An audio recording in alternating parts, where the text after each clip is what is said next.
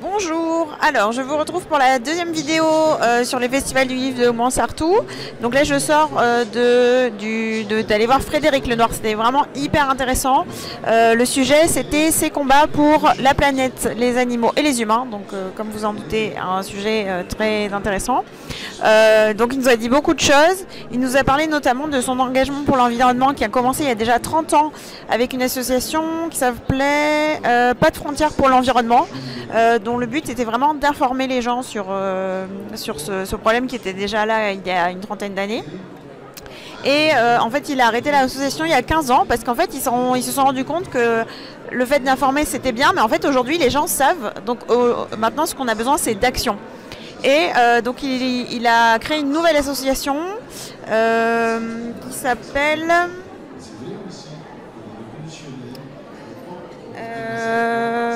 alors je vous le dirai après.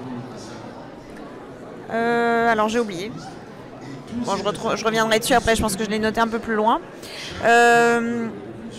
Et donc oui, c'est ça, il y a 15 ans il a arrêté l'association et l'autre il a fait un peu plus tard. Ils sont revenus aussi sur la démission de Nicolas Hulot, puisque Frédéric Lenoir est un proche de l'ancien ministre. Et il nous a dit qu'il, même pendant qu'il était ministre, ils déjeunaient ensemble tous les 3 mois, donc ils sont vraiment très proches. Et il nous a dit, en fait, donc pour lui, Nicolas Hulot a eu raison de prendre cette décision, puisque en fait, il a vraiment proposé toutes les solutions pour pouvoir changer avec des actions pour maintenant et des actions pour le plus long terme. Et en fait, les lobbies ont vraiment fait front pour même empêcher toute action maintenant, ce qui a vraiment empêché en fait de faire quoi que ce soit, alors que les actions étaient là et qu'elles étaient vraiment faites pour être mises en place dans le temps, puisque Nicolas Hulot sait que c'est pas possible de changer du tout du jour au lendemain.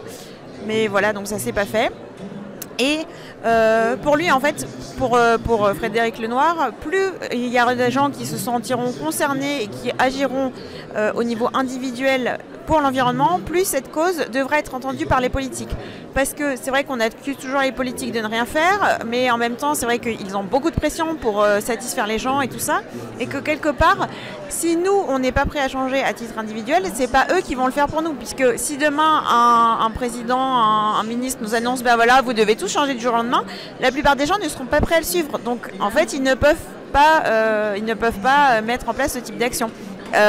Donc c'est à nous de donner cette direction qu'on veut et d'imposer ce changement. Ensuite, il est revenu sur la cause animale. Il a dit que il a grandi à la campagne et il a vraiment toujours observé la sensibilité animale, que ce soit chez les mammifères, mais même chez les insectes. Les animaux ont tous une sensiblerie, mais aussi une personnalité qui leur est propre. Et donc, il a œuvré avec 30 millions d'amis. C'est grâce à son action, notamment, que dans le Code civil, les animaux ne sont plus dans la catégorie meubles, mais qui sont reconnus comme des êtres sensibles, puisque la science a prouvé à maintes reprises maintenant que les animaux étaient sensibles. Donc c'est vrai pour les mammifères, mais aussi pour les poissons. Tout ça, c'est des animaux qui souffrent. Donc on ne peut pas juste les considérer comme des meubles. Donc il a fait une seconde association qui s'appelle Ensemble pour les animaux, dont le but c'est vraiment justement d'œuvrer dans ce sens. Et l'objectif c'est de créer un label qui explique, qui disent en fait, qui permettent de vraiment tracer toute la vie d'un animal qu'on consomme, c'est-à-dire combien de temps est-ce qu'il a passé à l'extérieur, comment il est nourri, un peu un comparatif avec ce qu'on a aujourd'hui pour les œufs. Vous savez, 0 c'est vraiment le mieux et 3 c'est le poulet qui n'est jamais sorti au niveau industriel. Donc il voudrait qu'il y ait aussi ce type de label, mais pour tous les autres animaux. Et en se disant, les gens seraient prêts à payer plus cher pour avoir un label plus élevé, comme ils sont prêts à payer pour des œufs bio aujourd'hui.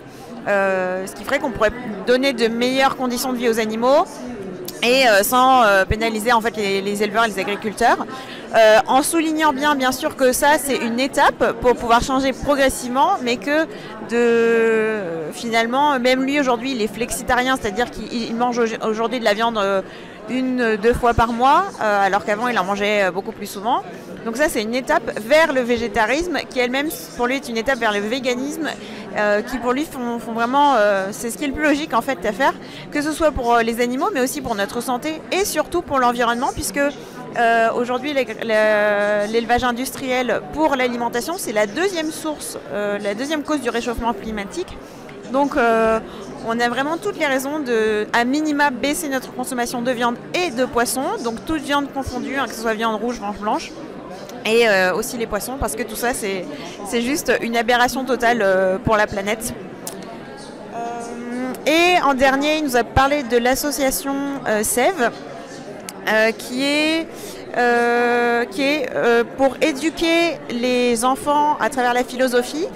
L'idée étant qu'aujourd'hui, il voudrait avoir plus des citoyens, non pas qui sont là pour avoir une tête bien pleine, mais pour avoir une tête bien faite. Donc ça, c'est une citation de Montaigne. C'est-à-dire pas juste savoir avoir des informations dont on ne fait rien, mais être capable de réfléchir par soi-même.